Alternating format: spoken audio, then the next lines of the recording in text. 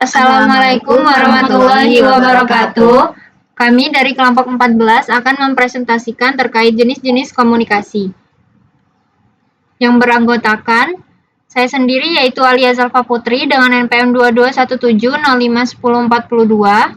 Dan saya Deta Sari Aslina dengan NPM 2217051117. Selanjutnya saya Zainab Akila dengan NPM 2217051149. Yang pertama, saya akan menjelaskan terkait tipe komunikasi. Tipe komunikasi itu terdiri dari komunikasi verbal. Nah, komunikasi verbal ini mengandalkan simbol, suara, dan kata-kata.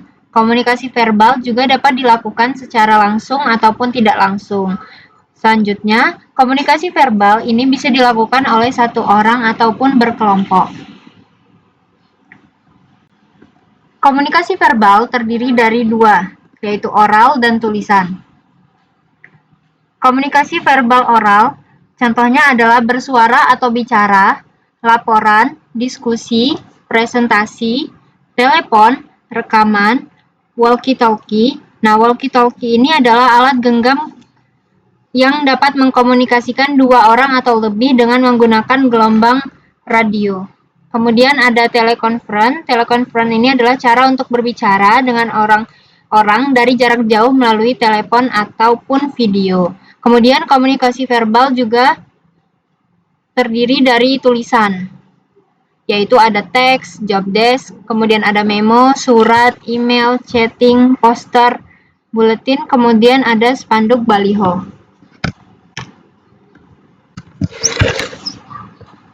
Lalu untuk tipe komunikasi yang kedua yaitu komunikasi nonverbal. Jadi komunikasi nonverbal ini adalah berlawanan dengan komunikasi verbal. Contohnya cara bergerak, duduk, berdiri, tersenyum, ataupun bahasa tubuh lainnya. Nah, di sini ada beberapa contoh dari komunikasi nonverbal. Contoh yang pertama yaitu Dinda duduk di depan saat mata kuliah komunikasi dan presentasi. Pandangan ke depan fokus dan kepalanya mengangguk beberapa kali. Nah, di sini pandangan ke depan, fokus, dan kepala mengangguk beberapa kali merupakan contoh dari komunikasi nonverbal yang menandakan bahwa Dinda mengerti ataupun paham dengan mata kuliah saat itu. Kemudian contoh yang kedua yaitu Briana sedang melakukan sidang, wajahnya penuh keringat walaupun berada di ruangan ber-AC dengan suhu 16 derajat. Nah, di sini wajah Briana penuh dengan keringat walaupun sudah berada di ruangan ber-AC dengan suhu 16 derajat. Merupakan contoh dari bahasa tubuh yang menandakan bahwa Briana sedang gugup karena sedang melakukan sidang.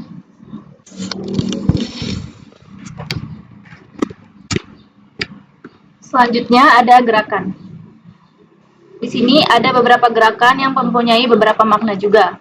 Yang pertama, kedua tangan diangkat dan terbuka ke samping, memiliki makna terserah. Kedua, tertawa kecil saat percakapan, maknanya tidak serius atau mengejek. Yang ketiga, tangan diangkat menyilang, yang artinya mempertahankan diri. Keempat, mata berkedip cepat berkali-kali, artinya bohong. Wajah dan pandangan berpaling dari lawan bicara, artinya dia tidak peduli. Kepala menggeleng, artinya tidak tahu atau tidak percaya. Kemudian, kepala tertunduk, menghela nafas dalam dan panjang, artinya malu dan ada masalah. Yang terakhir, gerakan gemetar, berkeringat, bicara terbata-bata, itu artinya gugup. Kemudian ada jenis komunikasi. Yang pertama, ini ada komunikasi intrapersonal. Contohnya seperti pemikiran dan diwujudkan dalam tingkah laku. Misalnya di sini kayak meditasi, melamun, berdiam diri, dan introspeksi. Yang kedua, ada komunikasi interpersonal yang dilakukan dari dua orang atau lebih dan memiliki feedback atau umpan balik. Contohnya seperti curhatan, cekcok, candaan. Yang ketiga, komunikasi massa.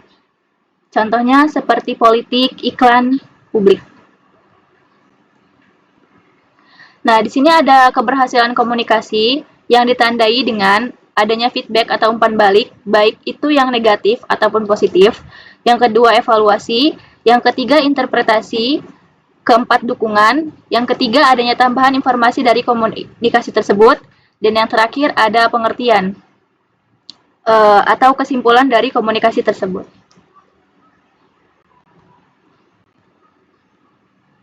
Sekian dari kami. Kami akhiri. Wassalamualaikum warahmatullahi wabarakatuh.